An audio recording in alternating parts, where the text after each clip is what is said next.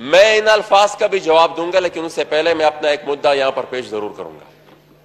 پہلے آپ اس کا جواب دیں، اس کے بعد آگے بات کریں. پہلے جو جناب کیا ہے، جی ہاں جواب پہلے دے دیں. آ رہا ہوں، اس جواب پر بھی آ رہا ہوں. آپ ذرا میری بات تو سن لیں. میں جس چیز کے لیے فلور مانگنا چاہتا ہوں آپ ذرا وہ بات پہلے سن لیں، پھر جس چیز کا آپ مطالبہ کر رہے ہیں پھر میں اس پر بھی بات کروں گا. آپ یہ میری بات ہے، میں جس طرح بولنا چاہوں آپ سے، میں آپ مجھے ڈکٹیشن نہیں دے سکتے. جناب اسپیکر، 27 تاریخ کو پشتون تحفظ موومنٹ کے قائد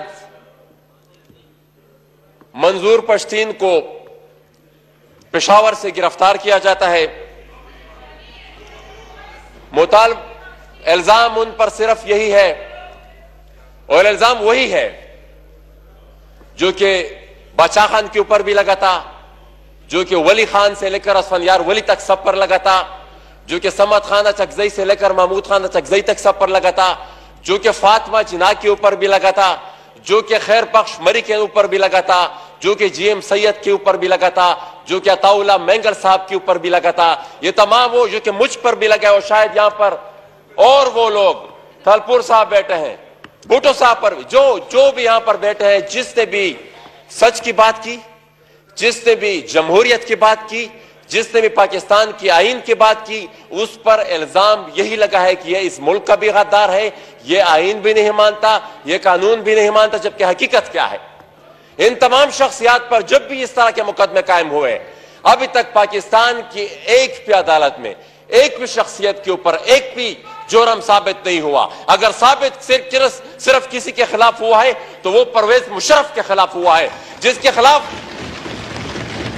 خلاف جو کہتے تھے، جو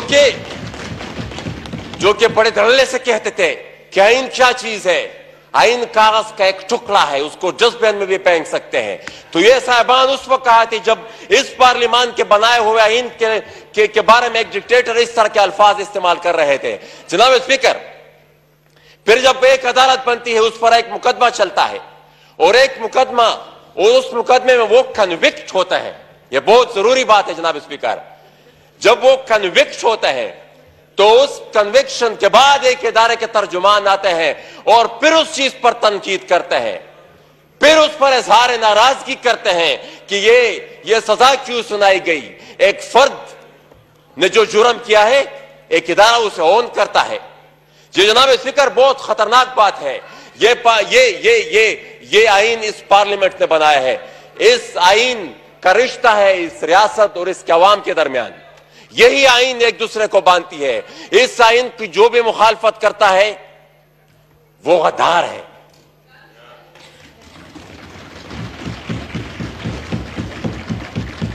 میں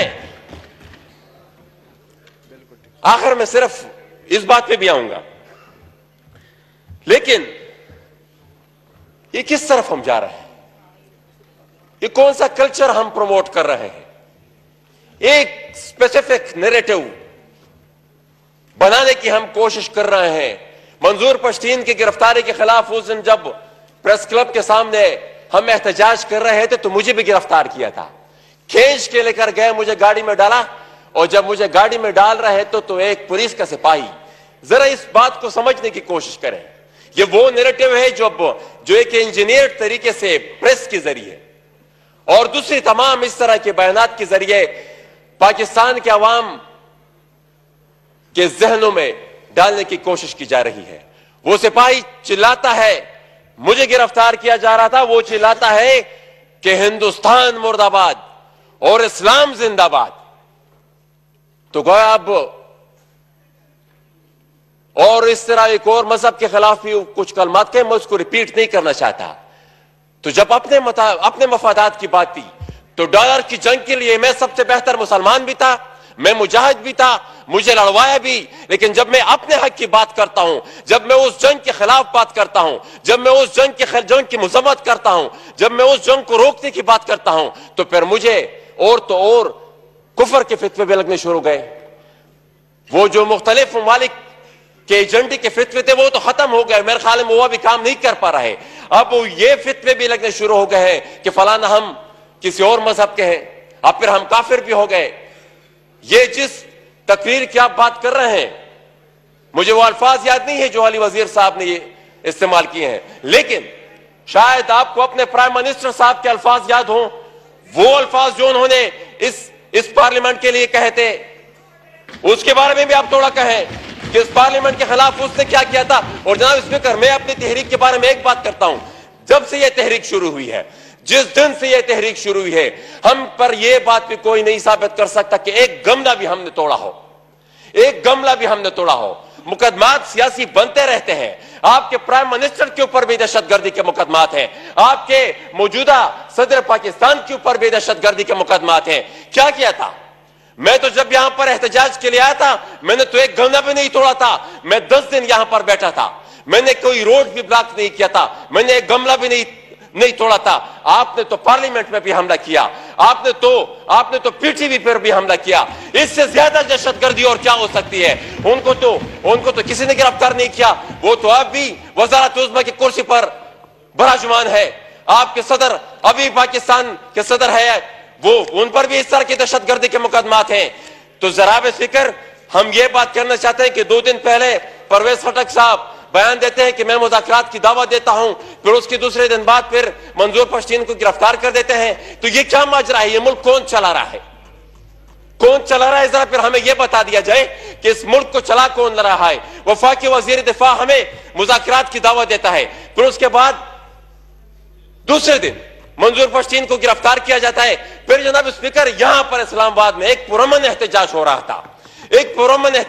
تھا، پھر 23 مجھ سمیت 29 بندے، پھر آخر میں 23 بندے رہ گئے، 23 بندوں کو، جس میں عوامی ورکر پارٹی کے لوگ بھی تھے، جس میں پشتون تحفظ موومنٹ کے لوگ بھی تھے، ان کو گرفتار کیا گیا، پھر ان پر مقدمے بھی درج کر دیے گئے، اور مقدمہ بھی غداری کا۔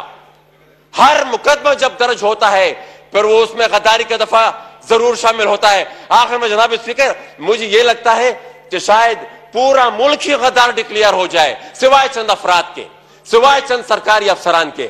تو ذرا خدارا یہ اس چیز پر توڑا ذرا عدالتوں کا بھی وقت ضائع نہ کرے، پروسیکیوشن کا بھی وقت ضائع نہ کرے، اور اس پورے ملک کو غدار بنانے کا جو پروجیکٹ جس نے بھی اپنے سر لیا ہے، ان کو بھی اس پروجیکٹ سے روکے کہ یہ انتہائی خطرناک پروجیکٹ ہے۔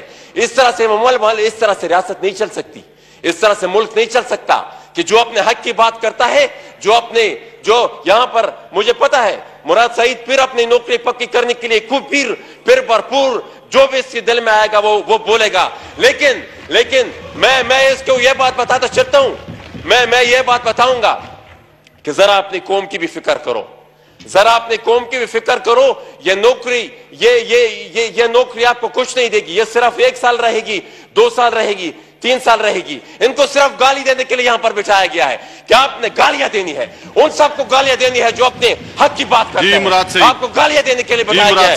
جناب اسپیکر، جی مراد سعید۔ بسم اللہ الرحمن الرحیم، بسم اللہ الرحمن الرحیم، سنیے۔